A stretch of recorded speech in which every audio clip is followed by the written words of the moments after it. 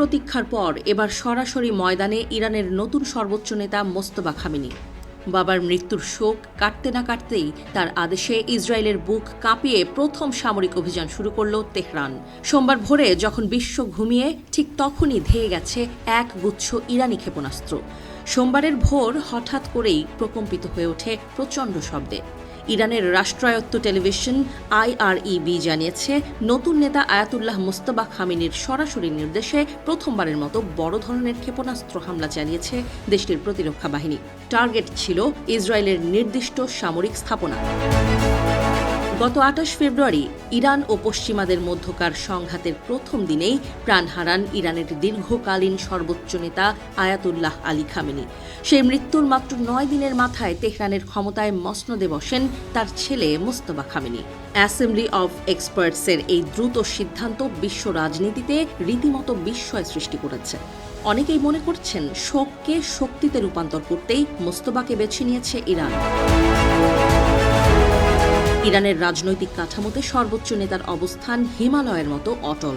প্রতিরক্ষা বাহিনীর chief of command থেকে শুরু করে গোয়েন্দা সংস্থা, অর্থনীতি এবং পার্লামেন্ট সবকিছুর চূড়ান্ত চাবিকাঠি এখন 56 বছর বয়সী মোস্তফার হাতে। বিশ্লেষকদের মতে তিনি কোনো আপোষকামিতার পথে হাঁটার মানুষ নন। এই প্রথম হামলাটি প্রমাণ করে দিল বাবার লেগেসি ধরে রাখতে তিনি কতটা দৃঢ়প্রতিজ্ঞ। মোস্তফার এই উত্থান এবং সরাসরি হামলাকে মার্কিন প্রেসিডেন্ট ডোনাল্ড ট্রাম্পের জন্য একটি বড় রাজনৈতিক বার্তা হিসেবে দেখা হচ্ছে। ট্রাম্প এর আগেই মোস্তফাকে অগ্রহণযোগ্য বলে মন্তব্য করেছিলেন, কিন্তু তেহরান বুঝিয়ে দিল বাইরের কোনো রক্তচক্ষু তাদের নেতৃত্বের প্রশ্নে বাধা হতে পারবে না। রয়টার্সের বিশ্লেষণে বলা হয়েছে, এটি ওয়াশিংটনের জন্য এক অস্বস্তিকর বাস্তবতা। সাবেক মার্কিন কূটনৈতিক অ্যালান আয়ারের মতে, মোস্তফা খামেনি ইরানি বাহিনীর কাছে অত্যন্ত গ্রহণযোগ্য একটি নাম। দীর্ঘ সময় কোনো আনুষ্ঠানিক পদে না থাকলেও তিনি পর্দার আড়াল থেকে আলী খামেনির সবচেয়ে ঘনিষ্ঠ সহযোগী হিসেবে কাজ করেছেন। এখন সরাসরি কমান্ড হাতে নেয় IRGC-এর প্রতিরোধ ক্ষমতা আরও জোরালো হবে বলেই মনে করা হচ্ছে। সাম্প্রতিক হামলায় খামেনি পরিবারের বেশ কয়েকজন সদস্য নিহত হয়েছেন।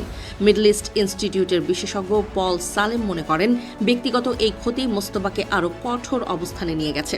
তেহরানের ঘনিষ্ঠ সূত্রগুলো বলছে, এই পরিস্থিতিতে ইরানের নেতৃত্ব কোনোভাবেই পিছু হটার বা সমঝোতার পথে যাবে না, বরং চোখের বদলে চোখ নেয়ার নীতিতেই অটল থাকবেন তারা। বিশেষজ্ঞরা বলছেন, মোস্তফার অধীনে ইরানের প্রতিরক্ষা কৌশলে বড় ধরনের পরিবর্তন আসতে পারে। পারমাণবিক কর্মসূচি থেকে শুরু করে আঞ্চলিক সামরিক কৌশল, সব ক্ষেত্রেই এখন আরও বেশি আক্রমণাত্মক ভঙ্গি দেখা যাওয়ার সম্ভাবনা প্রবল।